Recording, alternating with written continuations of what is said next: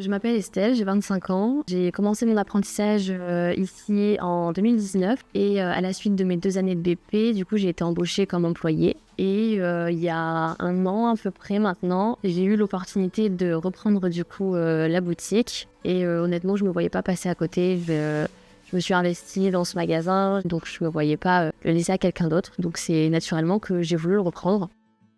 Mon activité principale, c'est la vente de fleurs au détail et de plantes, plantes vertes, plantes fleuries, intérieures, extérieures. On propose aussi des services de livraison. On fait tout ce qui est composition pour le deuil et le mariage, l'installation des mariages également. Et par la suite, j'aimerais développer un petit peu plus cet aspect-là et potentiellement proposer de la location de matériel pour les mariages.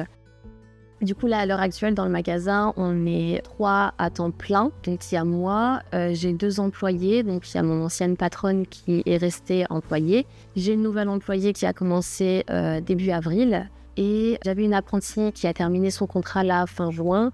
Et j'en ai une nouvelle qui commence début août. On est 4, mais c'est vrai que dans l'idéal, il faudrait qu'on soit 5 pour avoir un bon roulement et un bon fonctionnement.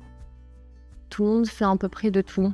On sert les clients, on prépare les compositions pour le magasin, l'entretien des plantes. Il n'y a que les livraisons et l'administratif où c'est moi qui gère. Pour ce qui est de l'approvisionnement, c'est moi aussi, vu qu'on va directement au marché au cadran qui se trouve en Allemagne. Ça nous permet déjà d'avoir une meilleure qualité de fleurs, vu que c'est les producteurs qui amènent directement leurs fleurs là-bas. Il y a moins d'étapes avant que ça arrive chez nous et donc chez les clients. Dans les bâtiments, on aurait la place pour peut-être par la suite pouvoir faire des ateliers d'art créatif. J'ai quelques idées de travaux à faire pour aménager le magasin comme je l'imagine, que ce soit à l'intérieur ou à l'extérieur. Ce serait également pour faire des travaux d'isolation, ce qui permettrait de faire des économies sur l'énergie.